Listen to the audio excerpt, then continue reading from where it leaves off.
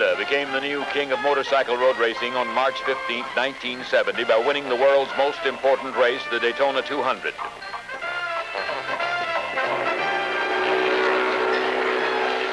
American Honda's first all-out effort at Daytona was a Cinderella story for the CB 750 and rider Dick Mann. The winning combination scorched the track and the competition with a record average speed of 102.697 miles per hour. The greatest names in motorcycle racing and especially prepared machines from throughout the world were left in the Honda's exhaust stream. In one great moment, Honda proved it builds the world's best motorcycle.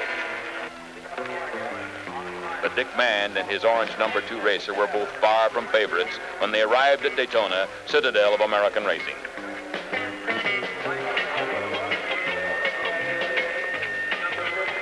American Honda had never made an all-out assault on the 200, and victory here had always eluded Mann, who had won almost every other championship to become the sport's leading active rider.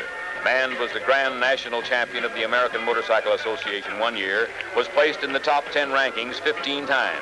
3 times Mann had settled for second place here. Mann knew he would be in the race just 2 weeks before his motorcycle was wheeled out of the Honda garage on race day. American Honda's 11th hour entry had stunned the motorcycle racing world.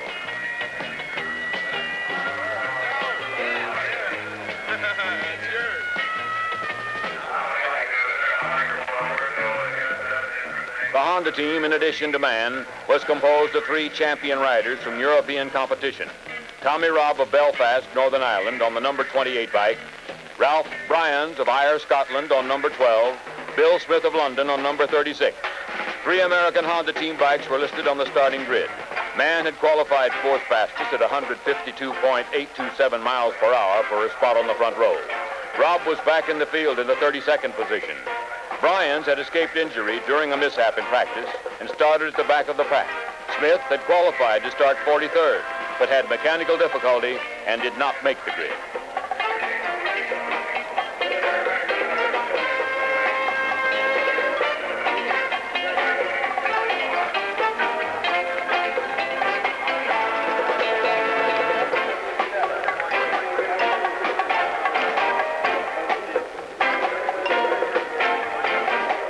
The Honda team was confident of having the fastest bike on the track, even though Gene Romero had won the pole position with a speed 5 miles per hour faster. After Mann's qualifying run, his crew located a maladjustment in his engine. When they solved it, they knew it would produce additional horsepower. But even still, the competition had no way of knowing how the Hondas would react to a long race over Daytona's 3.81-mile road course. Turns as steep as 31 degrees would subject riders to tortuously high G-forces at speeds of more than 160 miles per hour.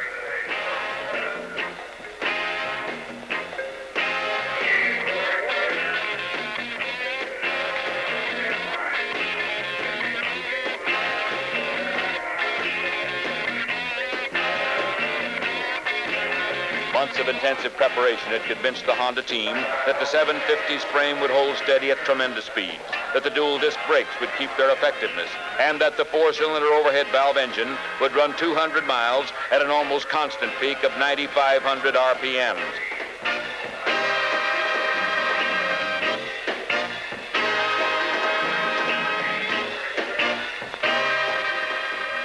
Mann consulted veteran racer Bart Markle for pointers. Okay, Marco, out with all the secrets. Gather up. And that's about as much help as you can expect from a competitor.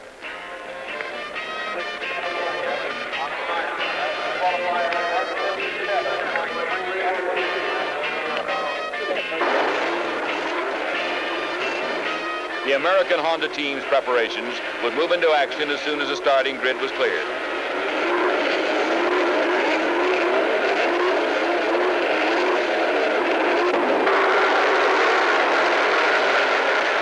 And Mann scoots into the lead.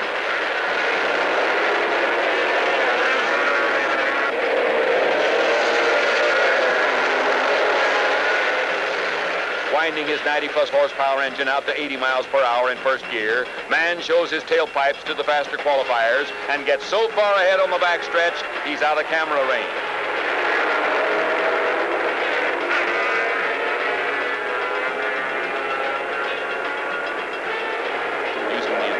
track on the first lap. Mann built up an incredible 100-yard lead over his nearest pursuer.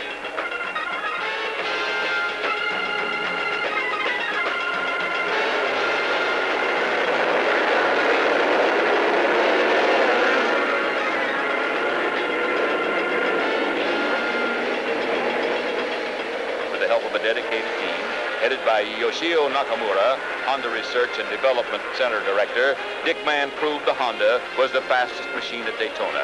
Eyebrows in the pits and the stands lifted as Mann dusted off his competition. But could he do it for 200 miles?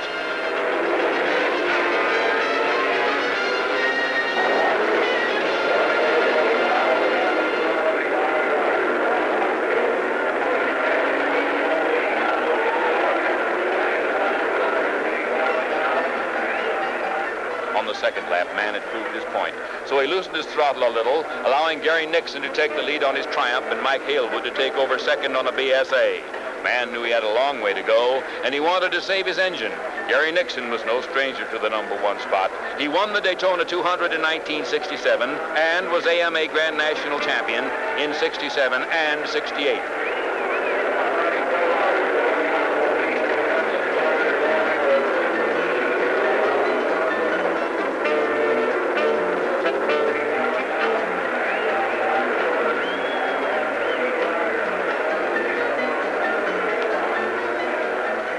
As the riders passed to the front straightaway for the second time, Mann was second to Nixon, with Halewood close on Mann's heels.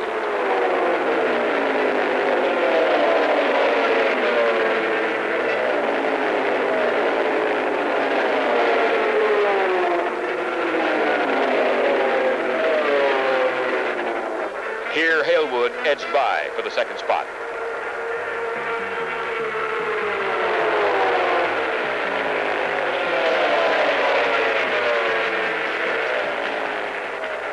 Traffic produced some spectacular mishaps, but fortunately, no one was seriously injured.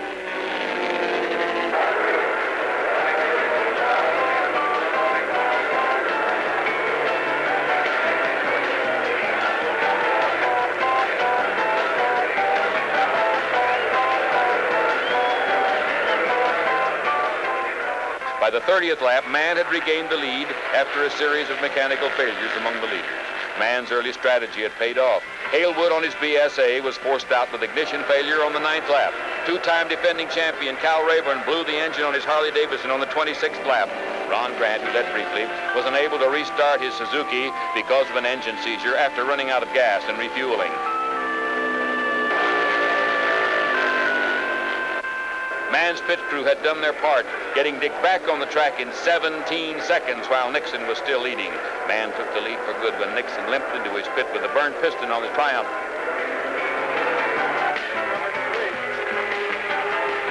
Young Gene Romero was the nearest challenger.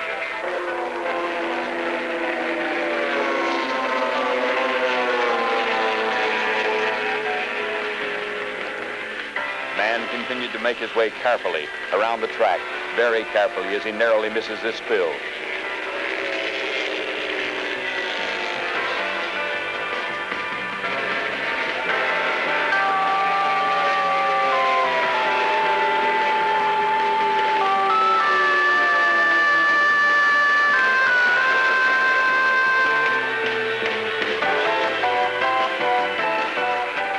By the time he regained the lead, Mann was Honda's only remaining hope among the team entries. The European riders had been struck with mechanical failures.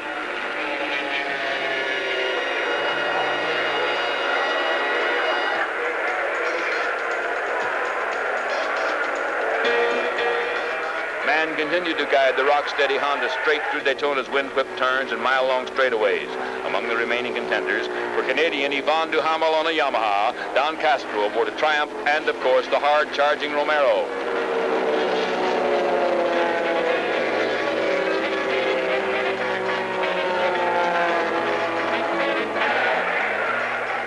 As the leader, Mann had to work harder than ever. At 160 miles per hour, Daytona's slight ripples, caused by the heavy stock cars, can jar a rider as if his machine has no spring.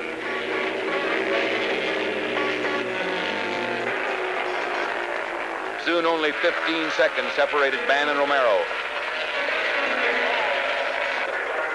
Mann's crew kept him informed of the time interval between him and the second-place bike.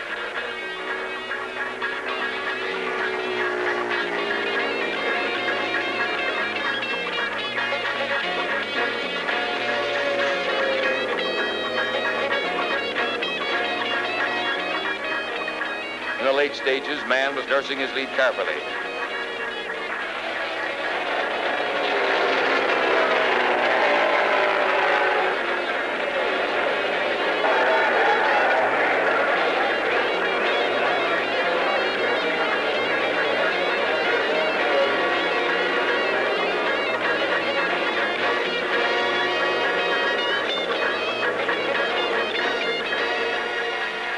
Fatigue of men and machines continues to take its toll.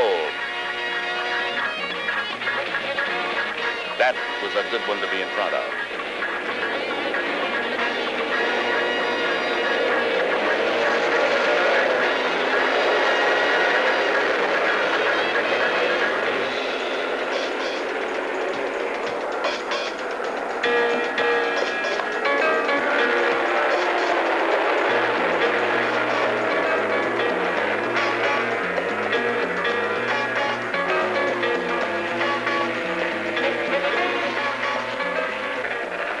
Still, Mann allowed Romero to gain time in order to save his machine.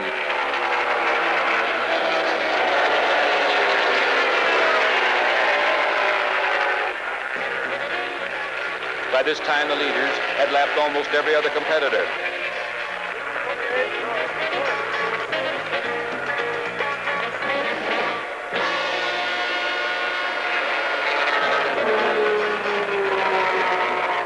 Mann said later that when he took the yellow flag, he knew he'd be struck by lightning on that final trip around the course.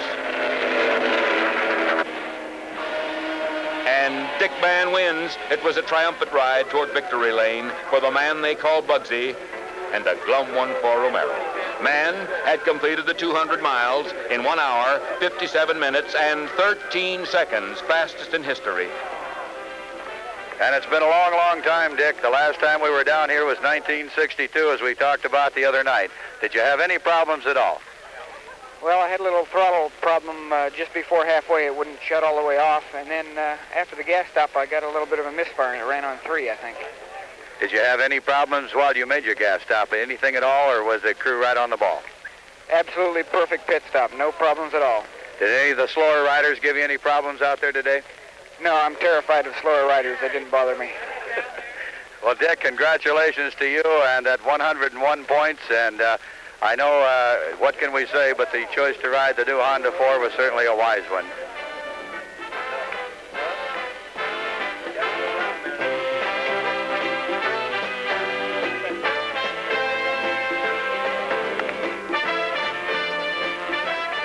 The winner at Daytona gets a big trophy for a big job. The Honda team of engineers and crew members was ecstatic as Mann accepted Romero's congratulations and Yoshio Nakamura as his personal commendation.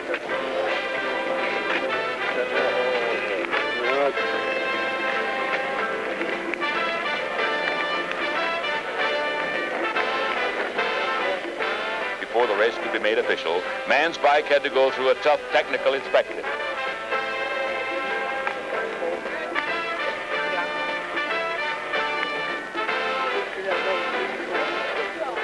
Was engulfed by fans and reporters on his walk back to the Honda garage. Among them was Doug Toms, director of the National Highway Safety Bureau. See you at that plane. Okay. There's one of them girls from this ride. I noticed that the Honda smoked quite a bit as you downshifted coming into the first tight turn. Yeah, this was a calculated thing. They wanted to keep the top end pretty cool and oiled it a little extra bit. So they were running it a lot of oil in the upper end, and that was blowing past the valves. And yeah, it was on purpose. How fast did you feel that you were getting when you were up on the straightaway? Well, early in the race, before it got a little misfire, it was running in the neighborhood of 162 or 3. It was Dick Mann's fate to propel himself and Honda into preeminence by winning what many people consider to be the most important motorcycle road race ever run. Later that evening, Mann received a standing ovation by his colleagues and competitors at the victory banquet. But by that time, Dick Mann had already learned that you do meet the nicest people on a Honda.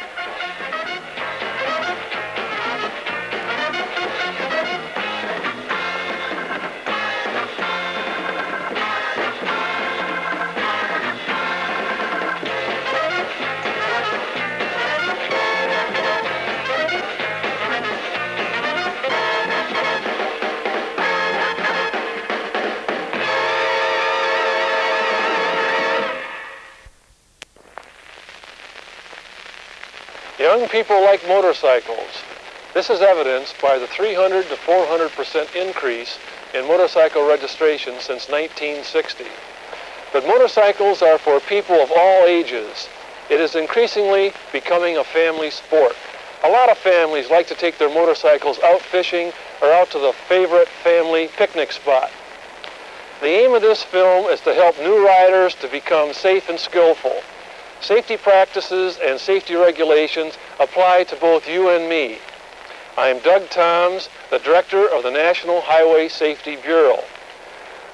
Both my son and I ride motorcycles as a family sport.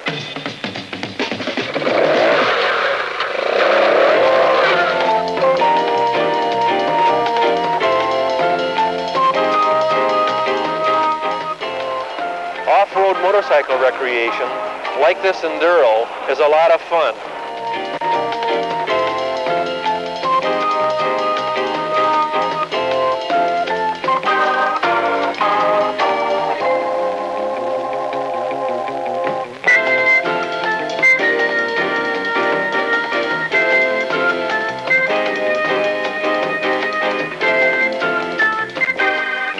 Off the road is a good spot to develop your skills in motorcycling.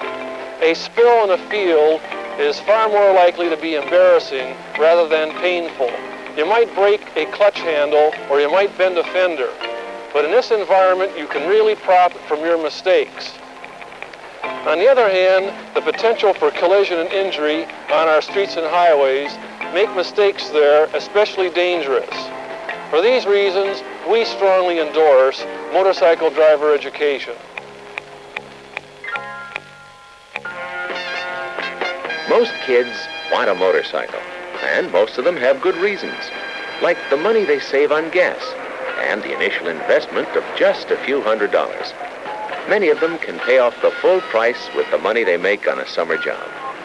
They're fun to ride, easy to operate, and you can park them most anywhere.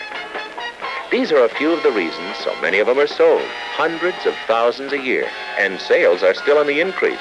It won't be long before over 4 million registered motorcycles will joggle for street space with the other 100 million or so motor vehicles registered small-sized, low-powered models. Special-built motorcycles for special jobs.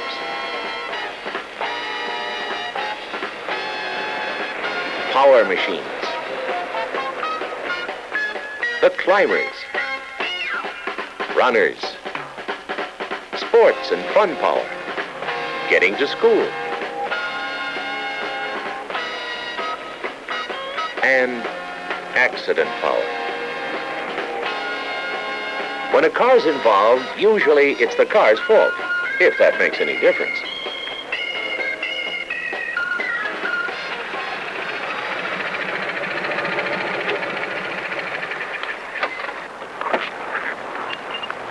What makes the big difference in preventing most accidents is better training for the motorcycle operator. Most motorcycle accidents occur in the first few months when the operator is just learning to ride or is on a borrowed or rented machine. Usually our reports read, insufficiently trained or lack of skill. Insufficiently trained, only minimal skills. That's why so many states now require a special license to operate a motorcycle. They want proof that a rider can control a motorcycle properly right from the start.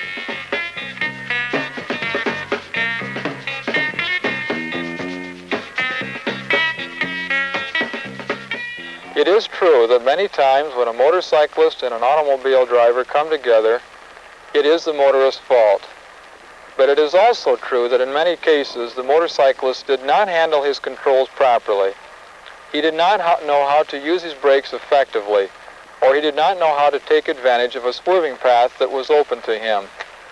If cyclists would have more practice with their controls and know their machines thoroughly before operating on the streets, many of these difficulties could be averted.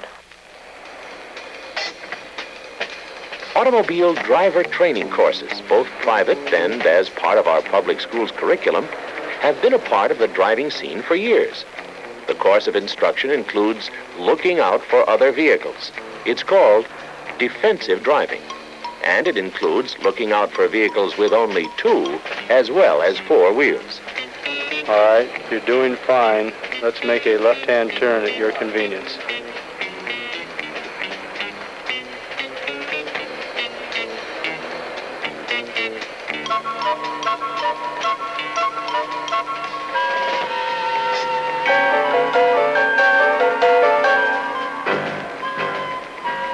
I just didn't see him. A major factor in defensive driving is that a motorcycle is so small compared to a 4-wheel vehicle, so that many drivers of cars don't observe or see the motorcycle or the rider. Therefore, we must all practice defensive driving, and defensive driving is a matter of attitude and the determination to do everything reasonably possible to avoid being involved in a preventable accident, regardless of whatever the other driver may do, or even while driving under adverse driving conditions. As a traffic educator of 20 years, I am deeply concerned about the cooperative use of our streets and highways by our 2- and 4-wheeled operators. Hundreds of thousands of high school and college young people are riding motorcycles today. This indicates that motorcycling is here to stay and certainly is not a fad. School authorities are concerned about young people and the educational program in operating motorcycles. A motorcycle education program in the secondary schools will result in a more enjoyable and safer experience for the operator. As potential motorcycle drivers, or as potential car drivers, I think you must realize that there is an obligation and responsibility on your part to learn to share the road. So with the educational improvement in regards to motorcycles, the dangers of driving a motorcycle will decrease, the accident rate will decrease, and you will be a lot safer on the highways.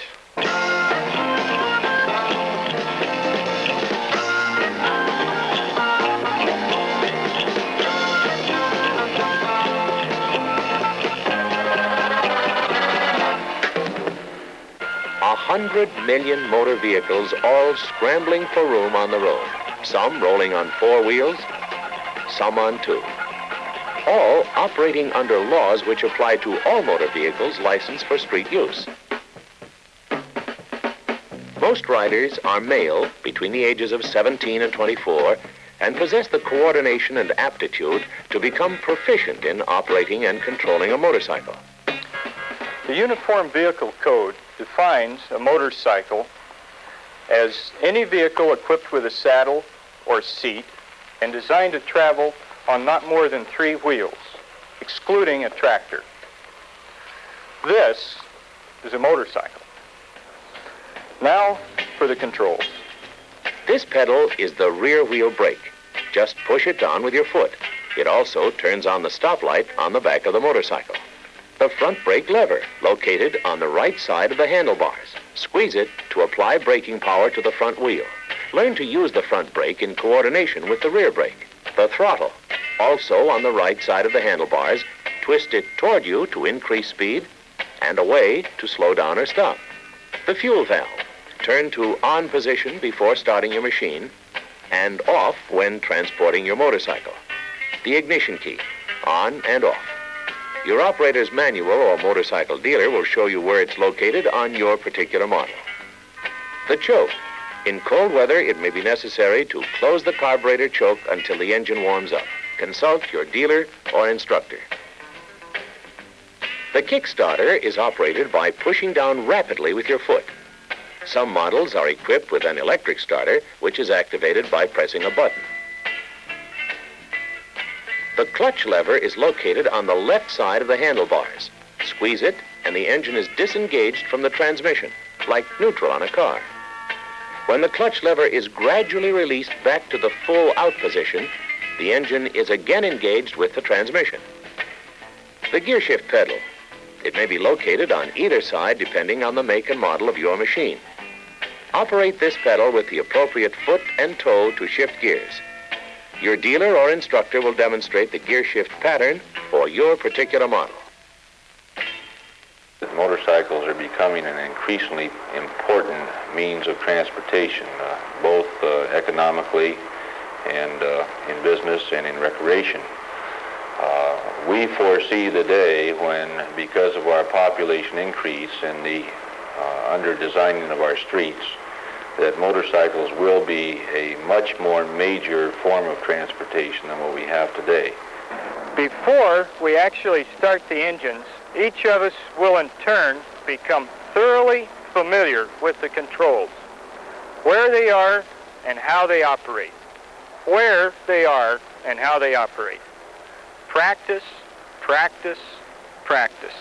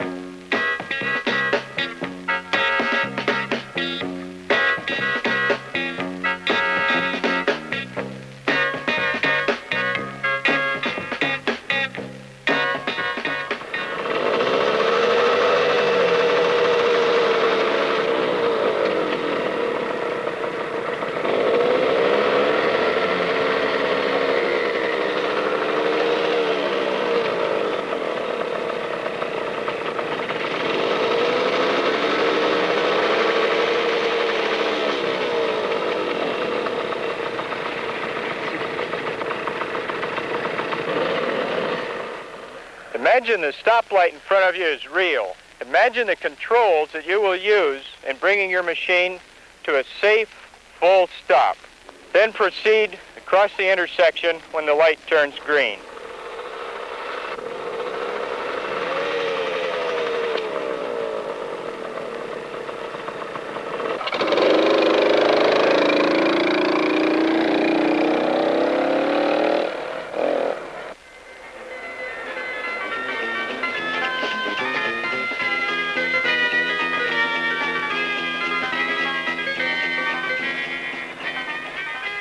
This background to the motorcycle has introduced you to your machine.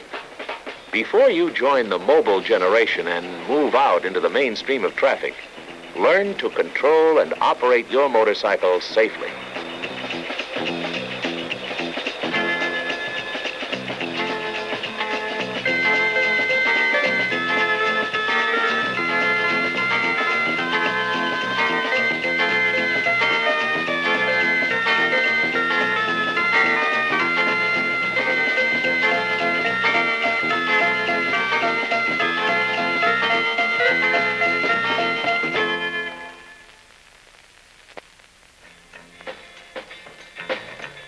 Sir Isaac Newton stated the first law of motion over 2.5 centuries ago. An object will remain at rest unless an outside force acts upon it to set it in motion.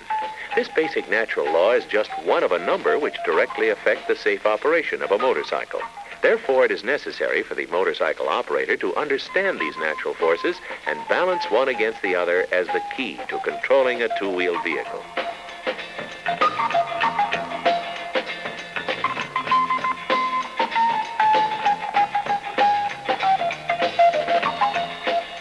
Gravity, the force that pulls objects toward the center of the earth. Inertia, the tendency or property of all objects in motion to continue moving in a straight line, or if at rest, to remain at rest, unless acted upon by an outside force. Friction, the resistance to movement of one surface over another surface. Impact, the result of absorbing the inertia of an object in motion, of dissipating energy.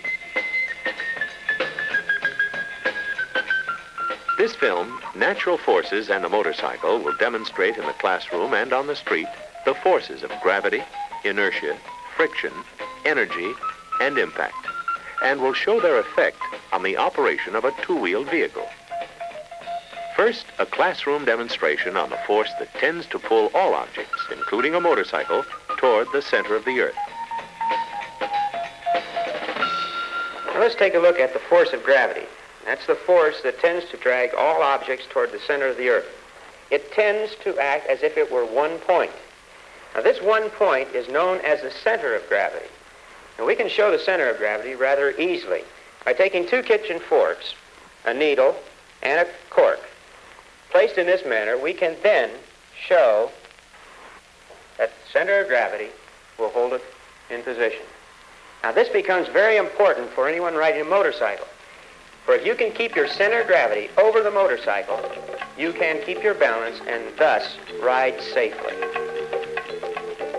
Remember that the force of gravity is added to the engine power that is moving a motorcycle when the vehicle is going downhill. That's why it is important to slow down as you approach a downgrade, or when you start to exceed a safe speed. Another of the natural forces that affect a motorcycle rider is inertia. Now, inertia is that force which keeps things either at rest or in motion, unless they're acted upon by an outside force. What I have here is a small motorcycle on a turntable. We're going to turn this on and have it go at the speed of 33 revolutions per minute. As you can see, the motorcycle, because inertia is counteracting centripetal force and the force of gravity, will stay on the turntable. Now as we turn the speed up to 78, immediately the force of inertia flips the motorcycle off the curb.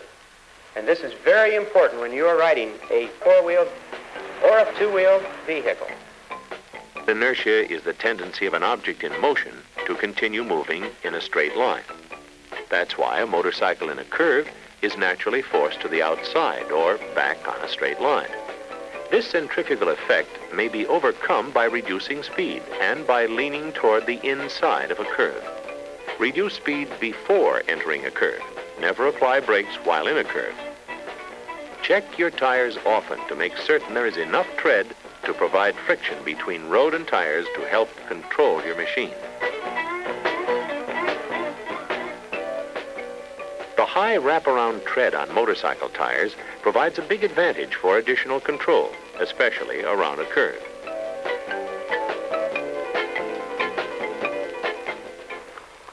Now let's consider the force of friction and its effect on a motorcycle rider. Friction is that force which retards movement or motion. And we can show it very well with these two dry ice pucks. The one without dry ice, the other with. Now this puck does not have dry ice in it, and even though it is very smooth on the bottom, the force of friction will overcome its momentum rather rapidly and it will stop. On the other hand, this puck, with its layer of carbon dioxide gas underneath, when we put it on the table and push it, this layer will then reduce the effect of friction, and as you can see, without Claudine, it would be off the end of the table. The force of friction becomes a very important force as far as stopping and starting of any motorcycle, or for that matter, any other motor vehicle.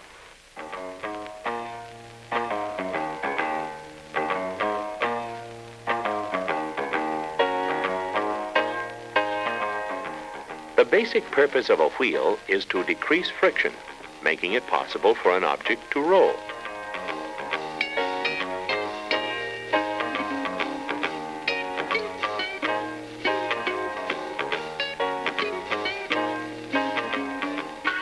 The advantage of friction is to help hold a vehicle on curves and to slow or stop a motorcycle when the operator applies the brakes. Too much brake and the wheels lock, and the motorcycle continues to move by skidding. The vehicle is out of control. the natural force of friction is lost. Always apply brakes gradually and keep the advantage of rolling friction.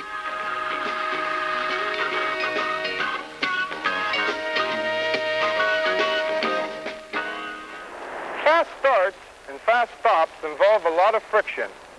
Wears out tires, brakes, and clutches. Have your bike serviced regularly and keep it well lubricated. A motorcycle is a machine of energy, potential because of form and position, and kinetic energy when in motion. This may be expressed in a classroom formula. Kinetic energy, the energy of motion, is equal to the mass times the velocity squared, all divided by 2. That is, if you double the velocity, then the kinetic energy will be 4 times as great. For example, going in for the formula, if we take a 100-pound motorcycle and multiply it times a velocity of 10 miles per hour squared and divide that by 2, we come out with then 5,000 pounds of force, kinetic energy. If we just double the speed, in other words, we still have our 100-pound motorcycle, we now are going 20 miles an hour, squaring it, dividing it by 2, the answer then will be just 4 times as great, or 20,000 foot-pounds of force, kinetic energy. Doubling velocity quadruples kinetic energy. In other words, the faster you go, the longer it takes you to stop. Note the stopping distance at 10 miles per hour.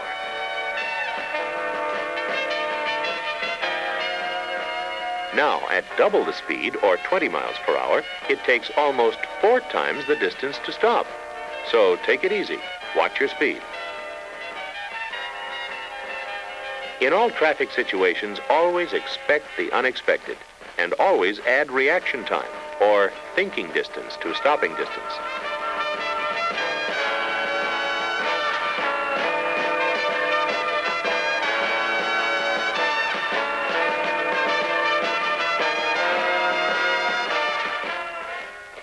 All right, now let's consider impact. Impact is nothing more than a change of momentum. And momentum is a function of the mass times the velocity. Now we can show this effect very easily with these 2 clay balls. First we'll take the yellow ball and drop it from quite a distance up. Then we'll take the red ball and drop it from about half that distance. Looking then at the effect of the 2, we can readily see that the impact, the change in momentum on the yellow ball, was quite a bit more than that on the red. This then is the force of impact. A very important force. As long as you are moving, the faster you move, the greater the impact.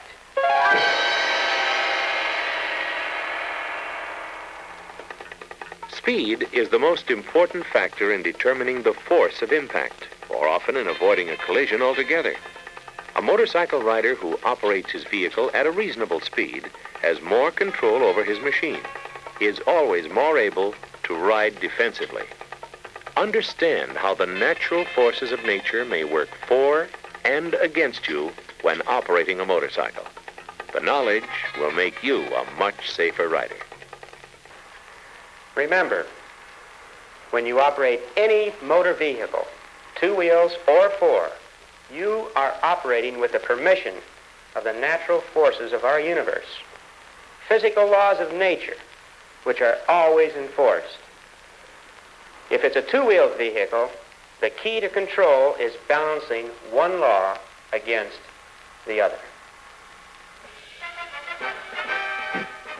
Every sport has its prescribed uniform, designed to afford maximum protection and allow maximum movement.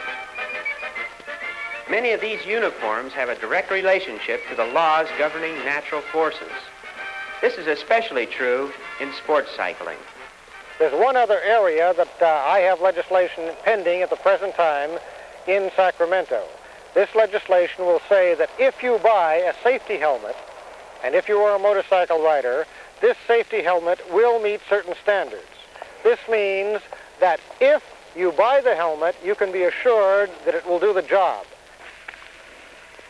One of the most important parts of safety on a motorcycle is the protective clothing that you wear. And starting at the head, you need a helmet. A good helmet has a good sturdy shell, a non-resilient type lining to absorb impact, and a good strong strap.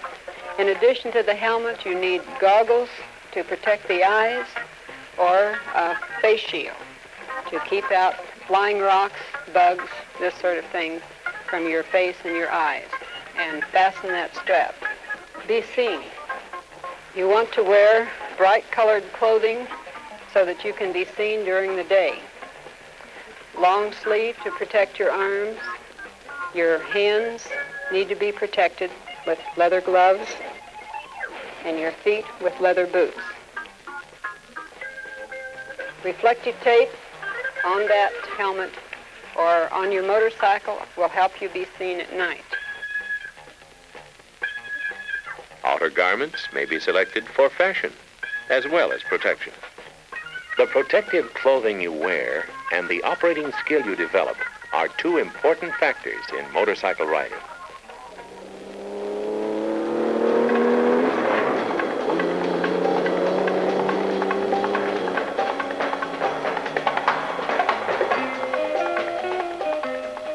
When man makes the law, man enforces the law.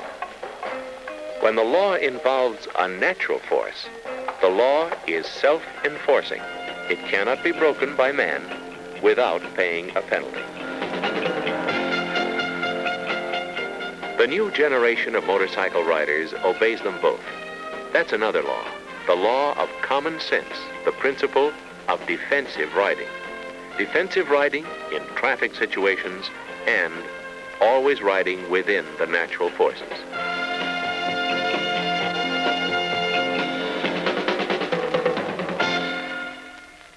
It's safer by design and by the skill of an experienced operator. No other road vehicle provides the acceleration and maneuverability. However, perhaps no other vehicle is so demanding of the operator.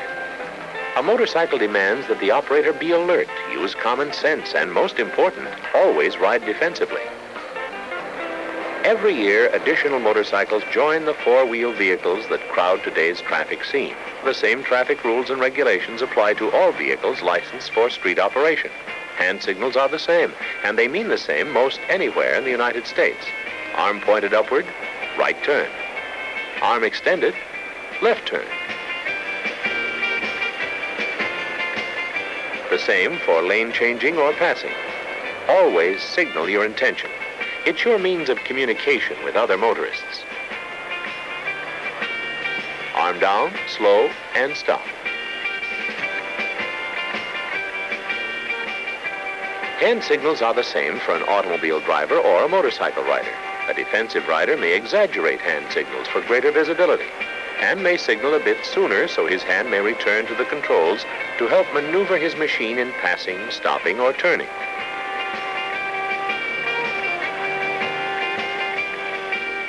When turning, a motorcyclist keeps hands and feet at the ready position near the controls. A good defensive tip is to point your motorcycle slightly in the direction of your turn for better communication with other motorists. Constant alertness is a key to defensive riding, particularly at intersections where visibility is impaired. Remember, two wheels will rarely win an encounter with four wheels, no matter who is in the right. An auto signal indicator may not always mean that the automobile will actually make the indicated turn. Be prepared to stop 2 or even 3 times at an intersection if necessary. Whenever riding on the street, give yourself 3 ways to go: right, left, and be certain to remember that the ability to stop is an important factor in riding defensively. At all intersections, be extra cautious. Never assume oncoming traffic will yield the right of way. Foot lightly on the rear brake pedal. Fingertips ready on the front brake lever.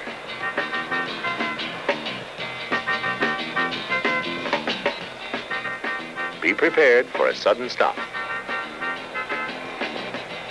We know that for many years we've had difficulties with automobiles coming together at intersections.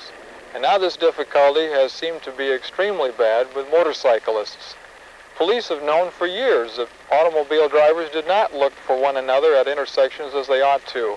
And in 1967, I discovered the same thing with motorcyclists. I stood at these intersections and found that people did not observe as they ought to. The first step when overtaking a vehicle you are going to pass is to get the overall traffic picture. Make certain it is clear ahead, especially on hills and curves.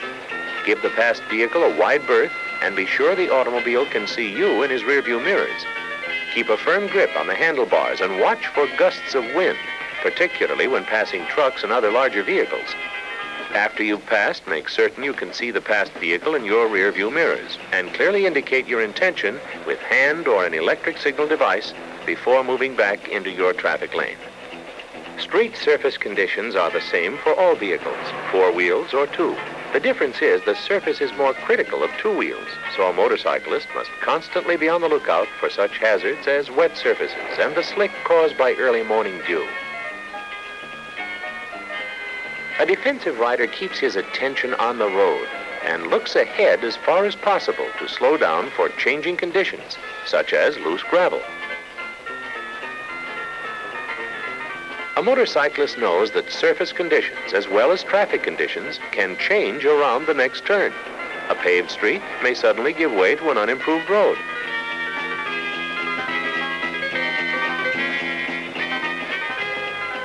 Caution and controlling speed is your best defense. When approaching an unfamiliar intersection, a motorcycle rider cannot always rely on the movement of automobile traffic to indicate good surface conditions. Always be alert for possible construction areas. Many streets have built-in surface hazards, such as storm drains, which may be slick. Watch for manhole covers and the ever-present surface ruts and chuck holes, particularly on oil and asphalt surface streets. Railroad tracks may be a special hazard to a motorcyclist. Your first defense is to slow down. The safest angle to cross tracks is as straight as possible. Completely perpendicular is best. And again, always slowly. No braking, no acceleration. When tracks run parallel, be extra cautious. Maneuver across at the widest possible angle.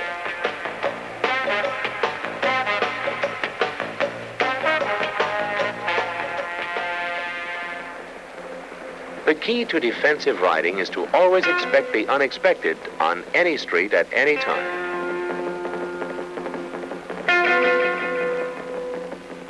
As you ride, think ahead and always be prepared to stop, even in situations where traffic is light.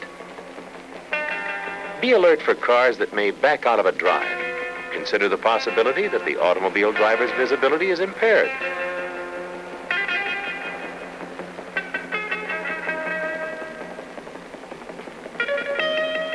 Even when conditions seem safe, an automobile may turn left into a drive, a possibility the defensive rider always considers.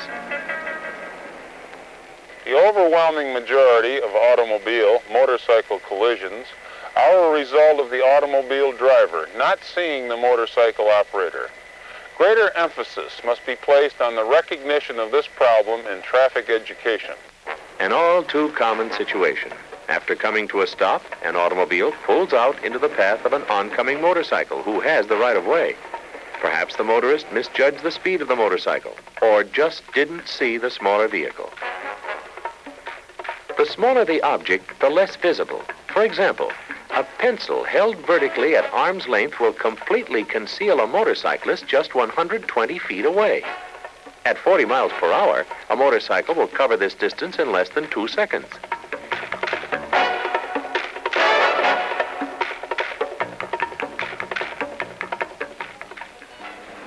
Two wheels, 4 wheels. Every year, more and more of them crowd the same streets together. Every year it becomes more important to learn to coexist together, to always ride defensively, especially in crowded traffic situations where the smaller two-wheeled vehicle may be harder to see. The proper lane position for a motorcycle is slightly left or right of center, off the grease strip and off the dividing white line. Allow maneuvering room and never ride too close to parked cars where a door may open unexpectedly. Be alert to oncoming traffic, especially around a curve where centrifugal force may cause a vehicle to drift over the center line.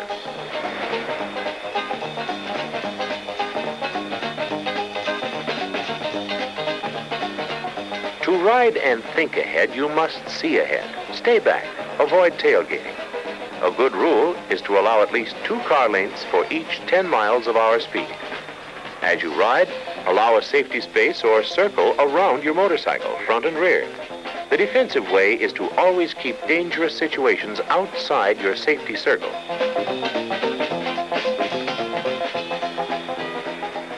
When slowing or stopping, look out for a possible squeeze situation from an overtaking vehicle.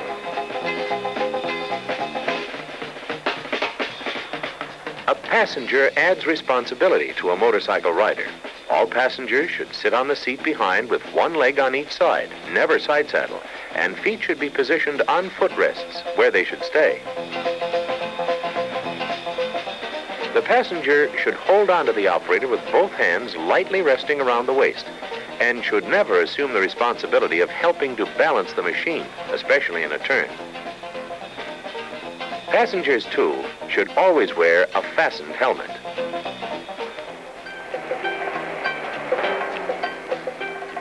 Night riding is light riding. Make certain head, tail, and signal lights are working properly. Visibility is an important key to defensive riding after dark. And watch your speed. After sundown, it's always safer to slow down. Dirt riding is fun, but it's different than learning to ride on paved surfaces. There is no short course of instruction for trail or dirt riding. It takes practice and a machine that is equipped for off-street operation. The tires, for example, are more knobby for more bite. Your dealer or instructor will point out the other differences.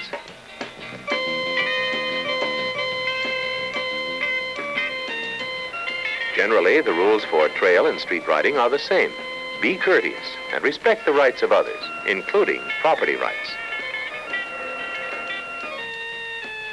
Bridle trails are for horses, not motorcycles.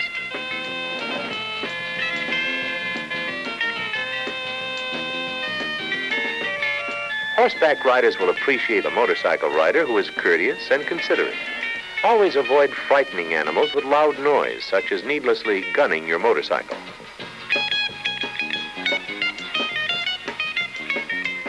On the trail or on the street, obey the signs. In general, simply use common sense and never become careless in the operation of a motorcycle.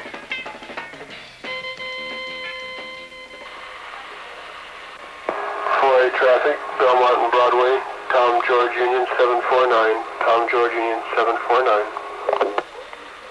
4A traffic, Belmont and Broadway. Operator carelessness is probably the greatest cause of motor vehicle accidents, whether they be 2 wheels or 4.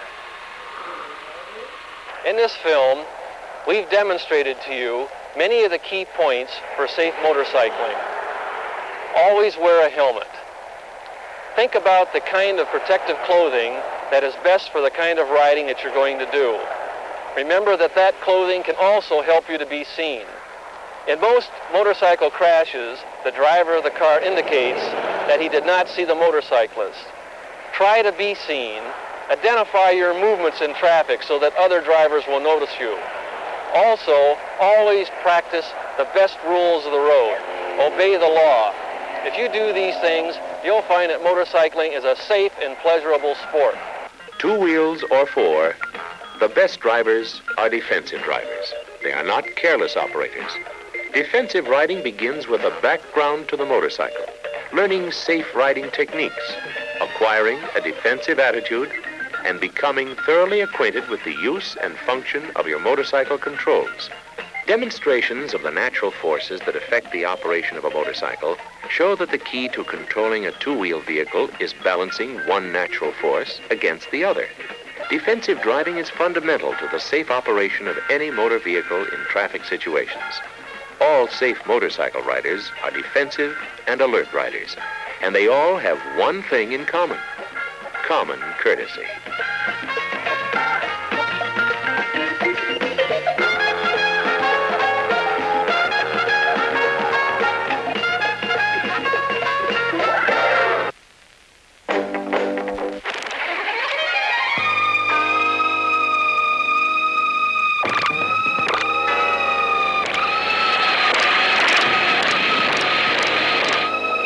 One by one, a group of Honda's young engineers set off from Japan on a journey.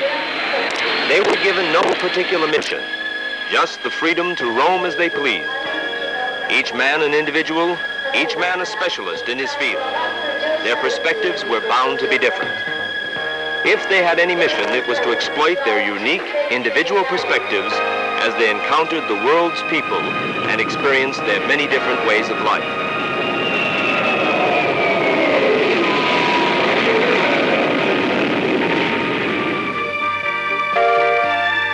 The only thing the young men had in common was a fateful passion for the automobile. It had been their excitement about cars, theirs since childhood, that had brought them to Honda. Some of them had never been abroad, while others had traveled overseas several times before. Enjoying their rare freedom to the full, each man undertook the task of understanding the way different people live in different societies and the role automobiles play in their lives.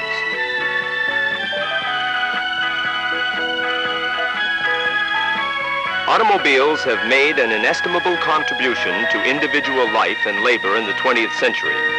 But when the number of cars becomes disproportionate to the space available for their use, they can adversely affect society as a whole.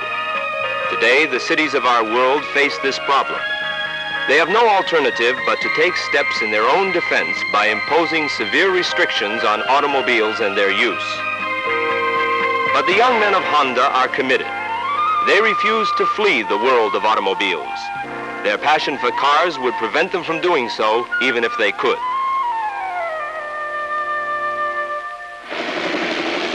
"1,200 engineers and technicians work round the clock at Honda's research and development laboratories in Wako City, just north of Tokyo, to develop new and better Honda products.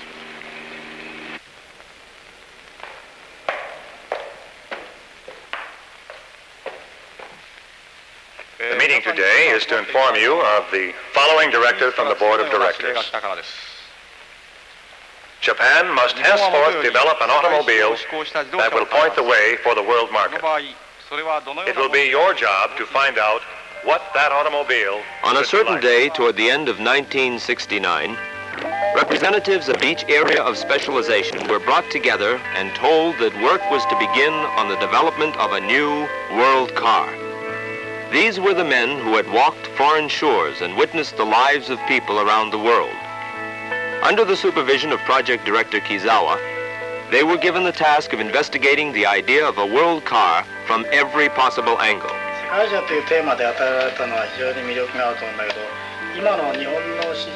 soon as the New Year's holiday ended, on a day early in January 1970, the project team threw its energies into the collection and discussion of data, trying to reduce to workable size the enormous problem before them. They could no longer take refuge in their individual areas of expertise, but were forced to tackle the problem as a whole. And now, gentlemen, on February 16th, we would like to put the two proposals together. After data had been gathered and reviewed, and each member of the project team had become aware of the parameters of the problem, they were divided into two groups to conduct independent research and come up with results that could be compared and weighed against each other.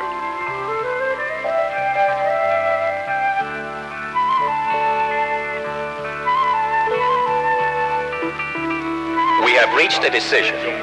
The dimensions are given here. The car goes back to the very basics of automotive utility. We've thought of it as a minimal utility car and determined dimensions accordingly, as you see here. I'd like to give a general explanation of the way our group has approached this problem. Perhaps the nickname we've given this will give you some idea of what it's like. We call it the basic world car.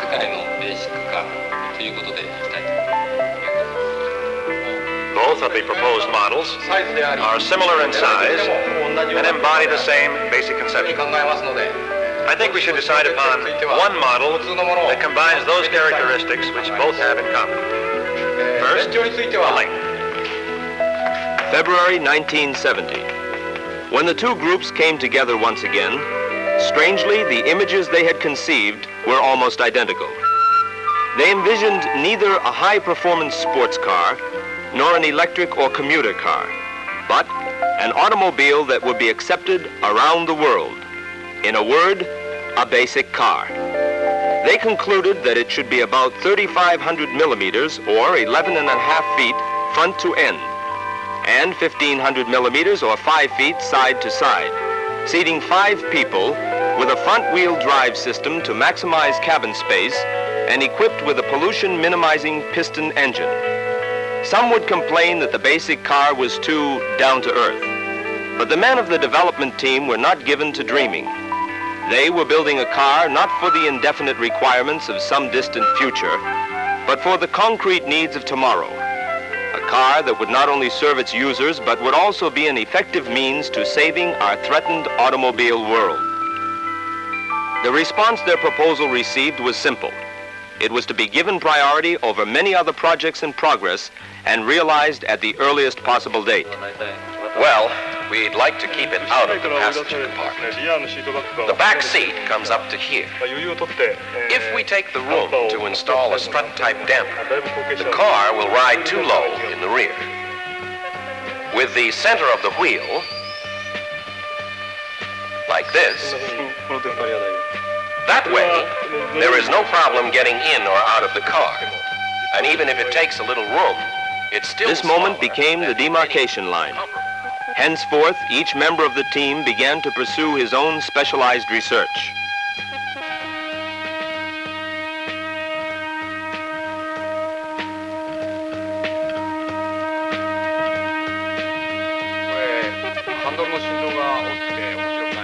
Do you think we could straighten out this line? Well, we'd like to, but the defroster nozzle sticks out here. Otherwise, we'd have to cut it off, and then in that case, we'd... Each value determined during their discussions took on great importance. But as each element was brought together on the drawing board, unexpected deadlocks occurred. One by one, the problems were solved. Little by little, basic design progressed. Numerous proposals for engine and body design were made, and the potential of each was carefully considered.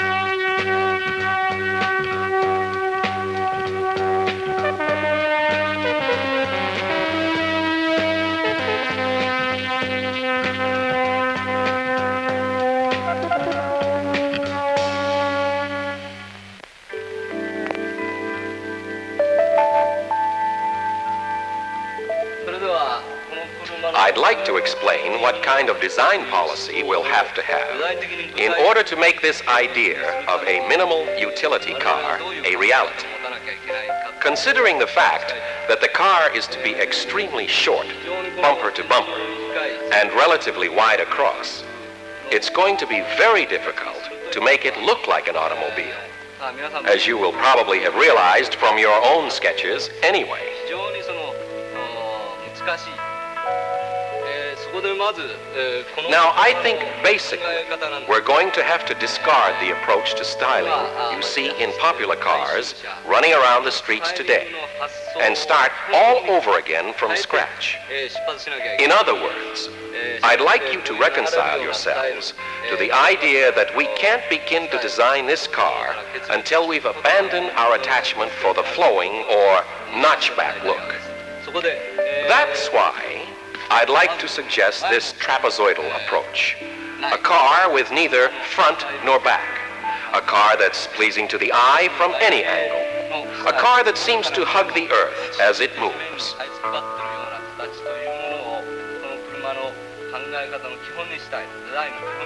I think you will appreciate the fact that putting this car on the street with ordinary sports cars and sedans is going to take some courage. As soon as design policy had been determined, the work of getting the car off the drawing board and into reality began.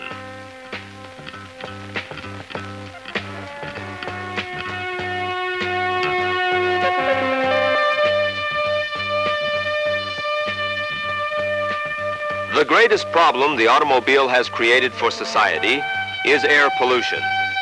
The Clean Air Act, proposed by Senator Muskie and passed into law by the United States Congress, requires that the exhaust levels of all automobiles sold in and after 1975 be reduced to less than 1/10 the level of pollutants prescribed for 1970. Automobile manufacturers must responsibly answer the legitimate demands of society.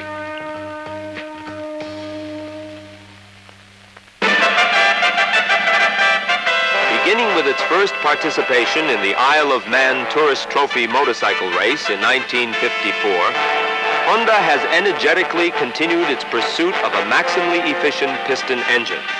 And Honda's efforts toward deriving 100% of the energy from fuels burned in the cylinders of its engines have been rewarded by its outstanding racing record.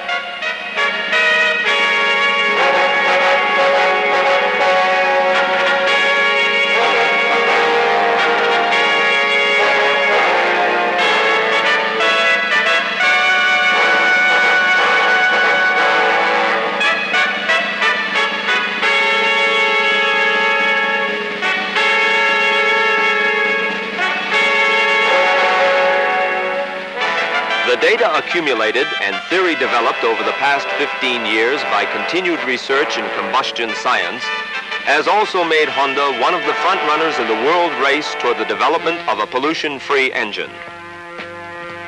Honda believes that its combustion theory will provide the means to meet the challenge presented by the Clean Air Act, and the young engine specialists trained by Honda's president Soichiro Honda have announced to the world their intention to develop the piston engine as a pollution-free source of power. On the basis of all available information, Honda has concluded that the improvement of today's most stable and widely used piston engine would provide the most effective and immediate means to developing a pollution-free automobile.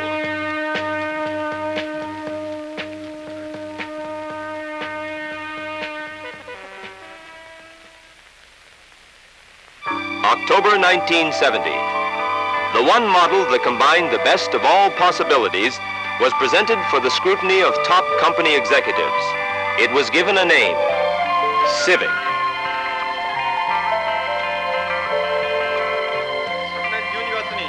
Good afternoon, gentlemen.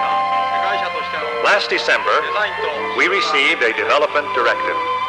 The development staff was convinced that this car, the result of long months of struggle, was an automobile of superior quality. To be able to discuss their views of the completed world car represented a tremendous moment for these young engineers. Their sense of fulfillment for a job well done could only enhance their devotion to the creation of better and better automobiles. Immediately, the project was approved and was registered in Honda's production program as Development Directive 634.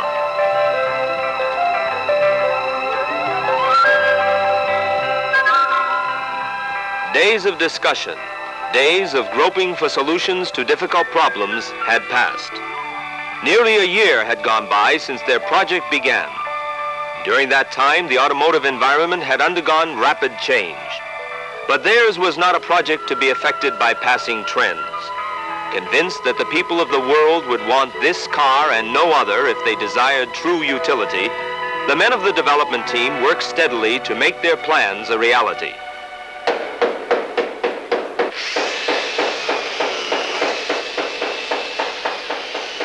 March 1971.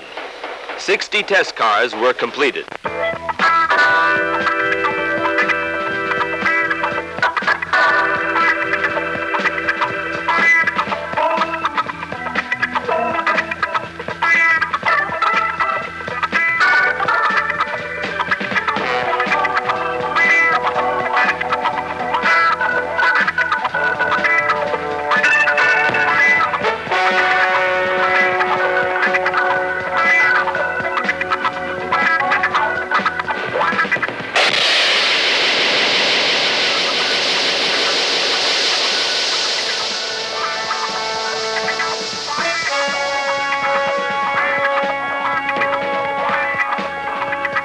Weaned from those who had conceived them, the cars went to be tested under the stern and relentless glance of the test crew. Each principle of design was taken up in turn, each safety feature checked and rechecked, and the results were reported back to the project team. Simultaneously, road tests were also conducted in secret overseas.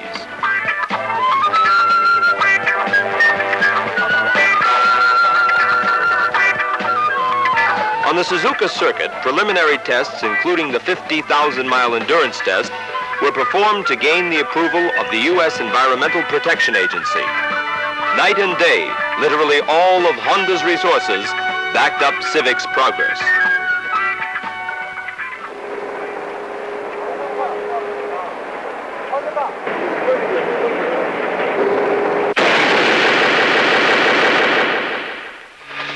In addition to the Sayama factory, which produces Honda automobiles, the Saitama engine factory and the Hamamatsu factory for Honda motorcycles, Honda maintains this factory at Suzuka. In its motorcycle factory, the worldwide best-selling Hondas are produced, while this long building, where raw material is poured in one end to reappear at the other as finished products, houses a mammoth factory for the production of automobiles.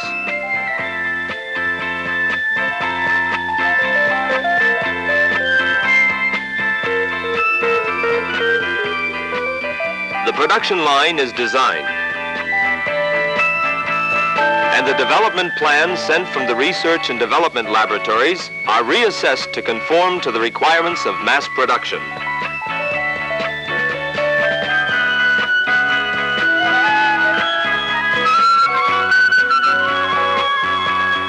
Aside from their regular jobs, Honda employees work steadily to see their personal dreams and ideas made a reality. Every year, they compete in this all-Honda idea contest. This year, 62 superior ideas were chosen from 4,578 entries and displayed at Kanzanji in Hamamatsu City. Honda literally overflows with youth and ideas. The spirit of innovation belongs not only to the professional development staff, but to the workers in the plants and the members of every section under the Honda roof. This spirit of innovation has been one of the most important sources of Honda's tremendous capacity for growth and development.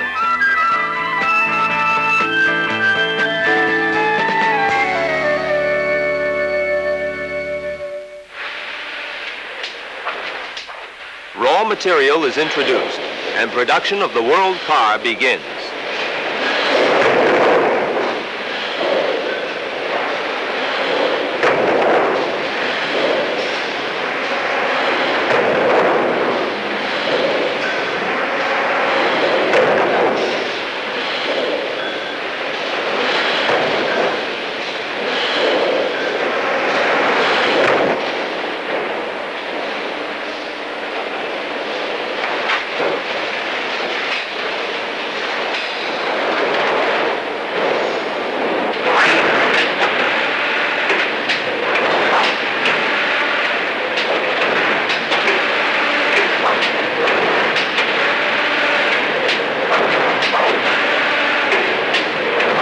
Pressed panels, temporarily fitted together, enter Honda's unique multi-spot welder.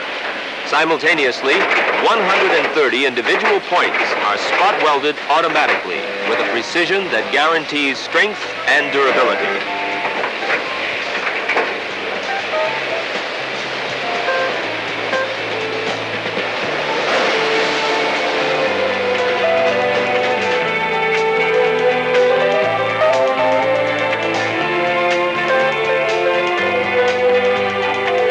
The painted bodies are sent to the fitting line.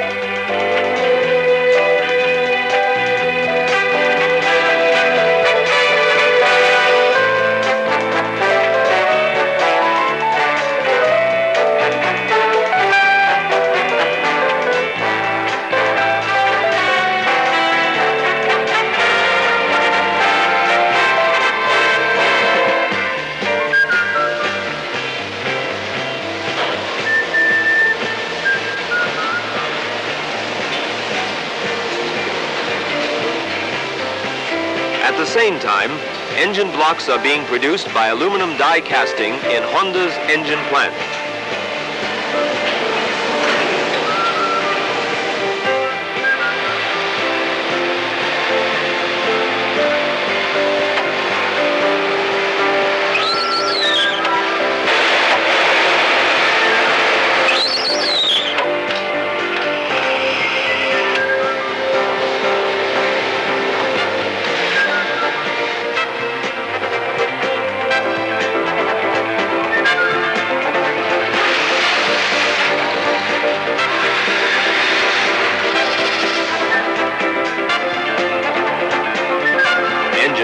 The heart of the automobile, are steadily assembled.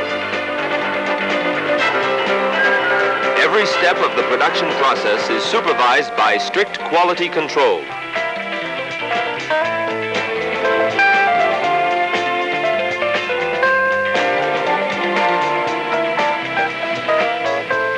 Engine and body are brought together, and the automobile nears completion.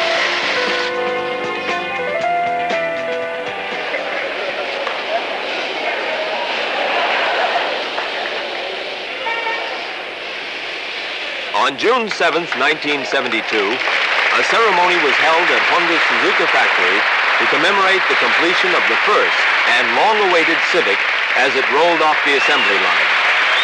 It was a memorable moment when the factory workers who had constructed Civic were joined by members of the board of directors in saluting the new arrival.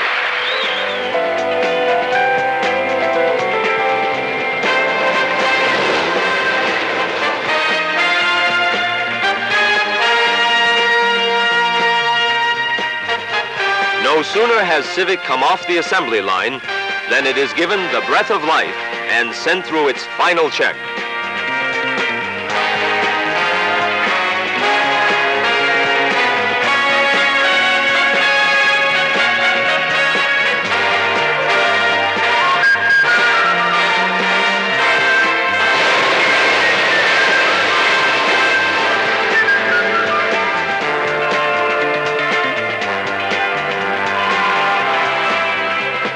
Full-scale production has begun.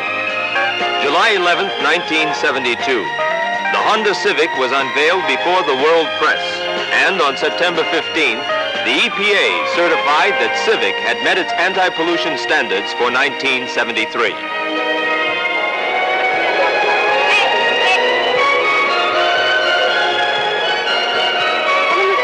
On October 5th, 1972, Civic was displayed at the Paris Auto Salon.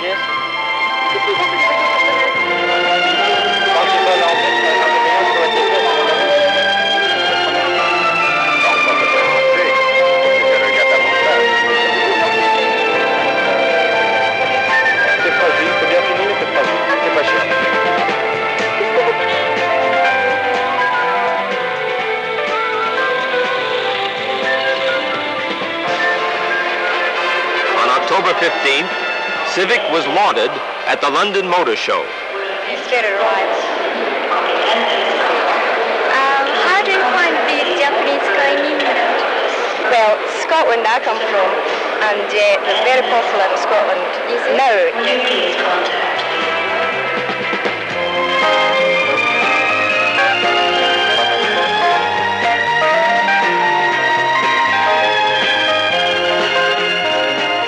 Civic appeared at the Tokyo Motor Show and has also made its debut at motor shows in Italy, the Netherlands, and Switzerland.